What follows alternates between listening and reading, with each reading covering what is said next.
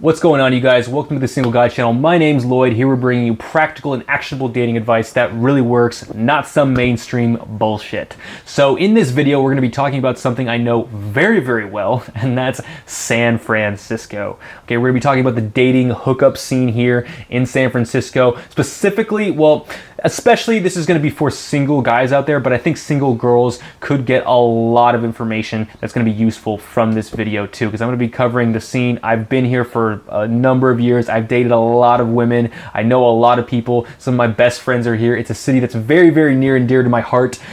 We're going to be talking about what San Francisco as a whole is like. We're going to be talking about what the men and women are like. And we're also going to be talking about what the different neighborhoods in San Francisco are like and the activities and the things that people usually do to meet people there and how to be successful in each of these areas. Right before I get into this, I need to state again, this is my opinion, okay? I've lived here. I am one person who has an opinion of this. I know I've been here for a number of years, but my opinion might be different from somebody else's. Okay, so some of the pros that I have about San Francisco, first of all, a lot of people are very forward thinking here. If you think about Silicon Valley, you think about the Bay Area, this is when something starts here, it spreads very quickly to the rest of the world. I mean, this is where all these tech companies came out. This is where Google, Facebook, Apple, a lot of these companies are located and they started here. And so a lot of people are career oriented, they're smart, intelligent, progressive. So if you're into that sort of stuff, San Francisco, it might be a great fit for you. San Francisco is a small city. Small cities, probably about 1 million people. That's a lot of people to meet, but the good news is it's in a pretty small area. So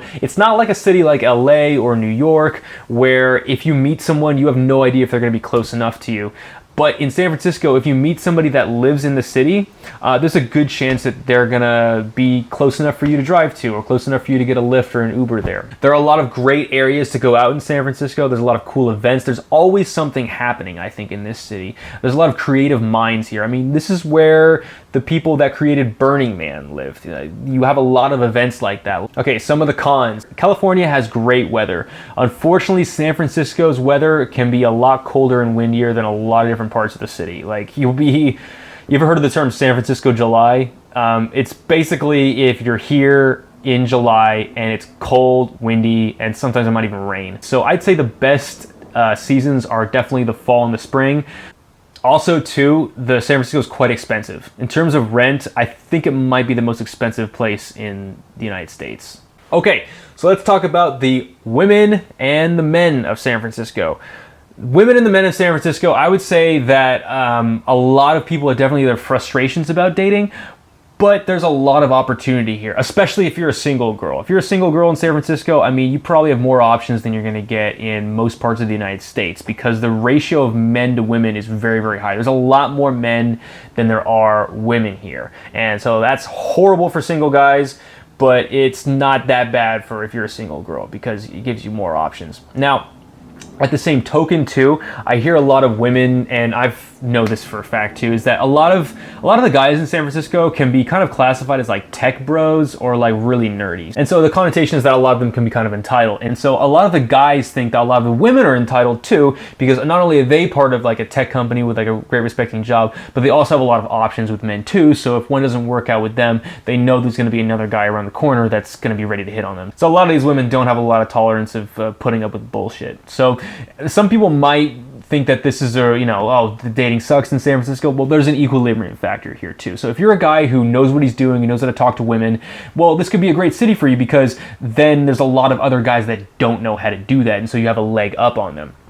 By the same token, if you're a woman, you have a lot of choices. So maybe one guy's a little too nerdy, one guy's a little too douchey for you. Well, there's plenty of other options too, and there's a lot of great guys in San Francisco, and some of the best women that I've dated certainly have been from this city too. Also, people here, since they're very forward-thinking, they can be quite open-minded too, which I definitely like. But by the same token, if you like people that are more traditional, that are not so progressive, well, San Francisco might politically not be the best city for you. But I know tons of people that fall into that category that love San Francisco. Okay, so let's talk about the different neighborhoods. The neighborhoods of San Francisco, I'm going to start with Union Square. Union Square is the most popular like tourist destination. It's basically like a square where there's a lot of shopping centers around. There's an ice skating rink during Christmas time. There's a lot of people here visiting that are around there too.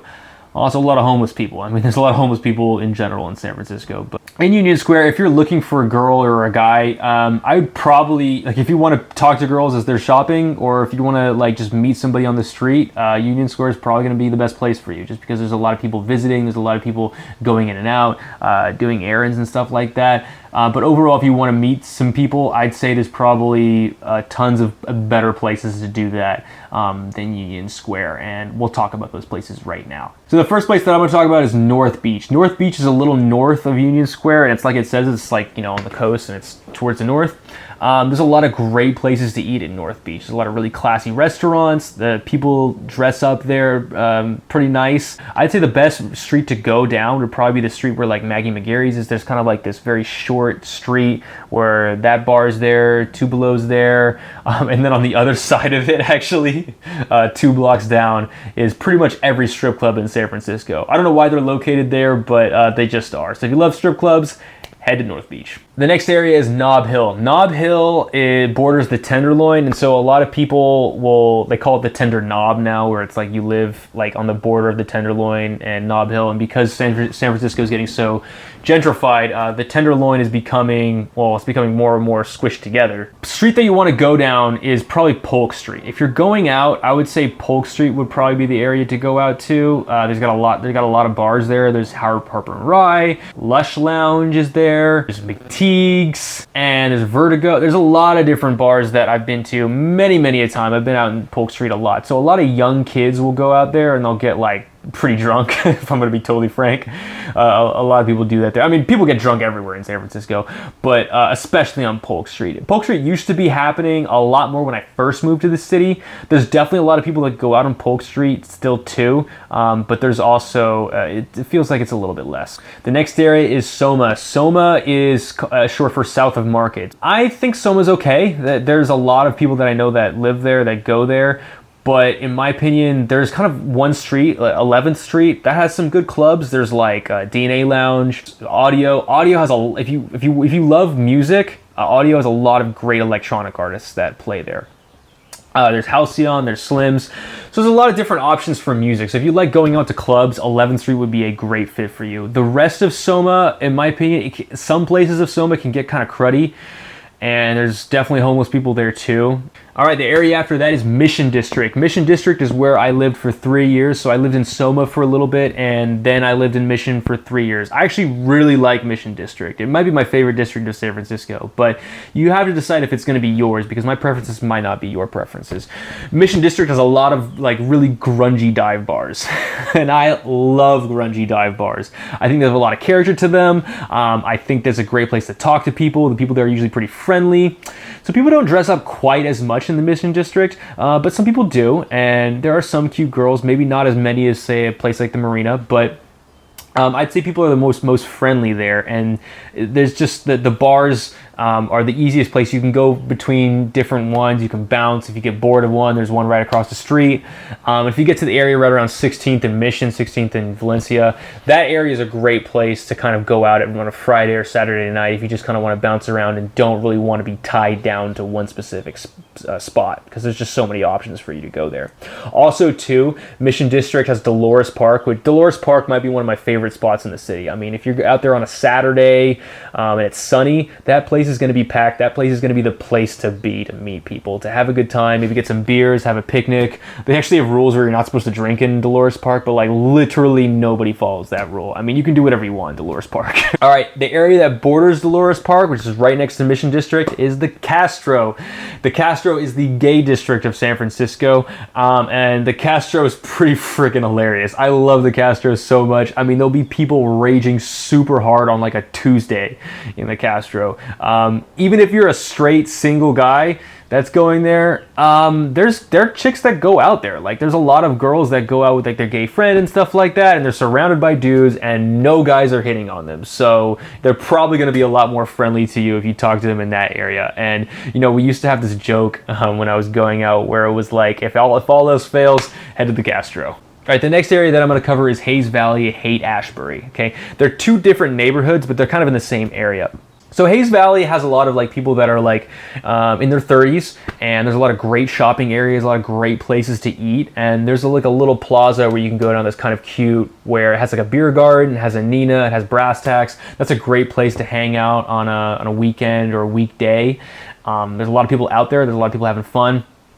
I think Hayes Valley is a pretty good area. There's just not a super huge amount of places where people are going to be partying.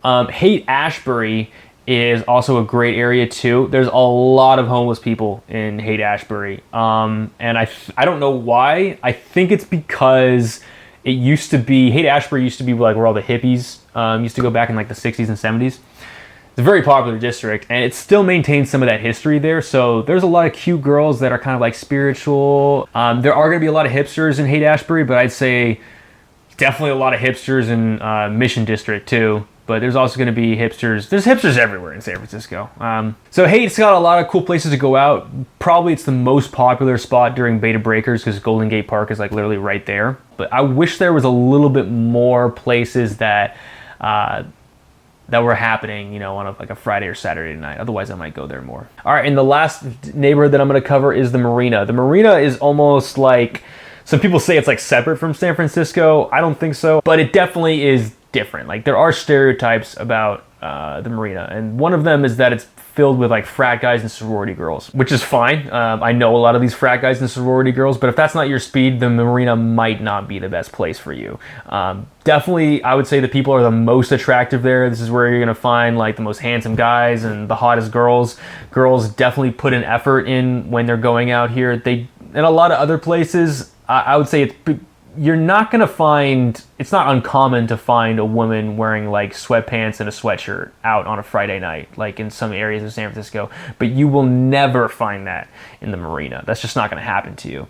Now, the connotation is that although people are very good looking here, the stereotype is that they're a little bit stuck up or they're a little unfriendly. And I felt like this when I was younger, but as I've gotten older, I've definitely gone out there a lot more and had a lot more success, you know, meeting girls. So my opinion has changed a little bit, but I kind of see where the comments are coming from. All right, and the last thing that I'm going to talk about are after-hour spots. So the nightlife in San Francisco ends at 2 a.m. Now that might be fine for you. You're not staying out later than that, but sometimes the night can be, you know, pretty cool. And if you're in a place like New York, you can still stay out. But in San Francisco, everything shuts down. So I would try and find an after party. If you find a girl, you find a guy that you want to keep spending time with, and you don't want the night to end. You have to find them out though, because if you don't have a place, a party, or a friend's house, there are places that you can go to, but you need a text message in order to get there. So if you just ask around, you'll be able to find them. I'm not putting the addresses of these places on this video, like that's definitely not gonna happen. But if you are curious and you wanna find them, you can. All right, so how to meet people in San Francisco. I'd say the most common way people meet people in San Francisco is through dating apps. A lot of these dating apps even started in San Francisco. Like I said, we're the quickest to embrace technology and the quickest to try and forward thinking when it comes to dating in all parts of life, okay? Most commonly, people are going to be using Tinder, Hinge, Bumble. There's even this one called The League. There's a couple other ones too that I'm forgetting. I don't really use dating apps as much as some of the other people do in San Francisco. I prefer to talk to somebody in person and meet them that way. But if you do like using dating apps, that could be a great option for you. Just remember, if you're a single guy, women have a lot of options here, and it's definitely going to be pronounced when you're on the app. So your social profile, your pictures, they need to be looking good. Don't half-ass it and think you're just going to be getting tons of matches. I mean, that's not going to happen in San Francisco unless you're like super retardedly good looking. I would say that if you are going out with people, find the app that works best for you, because there are small differences between the two, between just way more than two. There are differences between them. So some of my students will have a lot of luck with Hinge, and some of my students will have a lot of luck with Tinder, and some, Bumble, if they're really good looking. So if you're having a lot of success with those, find the app that works best for you, but I would try all of them before you do. So if you're not into the dating apps, another great way to meet people is through activities. One of my friends used to play slosh ball on Sundays. Slosh ball is basically kickball, but you drink a bunch of beers, everybody kind of gets drunk together. Some of the ways that I used to meet people was I used to play a lot of intramural sports. That worked out really well. There's a lot of improv groups that you can go to. There's a lot of art shows, and there's a lot of like different types of events. So I would say check out Facebook events and find out which events look interesting to you. Maybe there's a seminar that you can go to, or maybe there's a meet and greet. There's so many places where you can meet people in San Francisco, and so many different types and areas that you can meet people. So my advice, if you're a person who's like trying to figure it out, find your niche, okay? Go to a bunch of different events and find out which people you gel with the most, and hit up those places. It might be a certain bar that there's certain types of people that go there that you like, or a certain neighborhood, or maybe you like a certain kind of art show, or maybe you're into a certain kind of sport. You can meet people through that. There's so many avenues to meet people through here. So I would say try all of them and figure out which one works for you. Because San Francisco, there's a lot of creative people here. There's a lot of different stuff to do, and you will be able to find your niche if you look for it. Okay, so if you're a single guy that's in San Francisco, or you're a guy that wants to improve your dating life, dude, I would recommend that you hit me up, especially if you're here. I know it sounds hard. I know it's kind of like, you know, the stereotype is a lot of people say that the dating life sucks in San Francisco. It doesn't, not if you make it. Again, if you learn the skills and you actually learn how to talk to people and actually make them feel good about themselves, then you're gonna have a lot of success here, okay? So if you made it to the end, consider subscribing. I come up with videos like this every single week. If you're interested in my weekly one-on-one mentoring program, which I just mentioned, shoot me an email, thesingleguy2017@gmail.com. If you have anything that I left out, anything that I'm missing, or anything that you think I got wrong about San Francisco, please leave it in the comment section below, or shoot me an email. We can discuss it there. All right, thanks a lot, you guys. Good luck out there.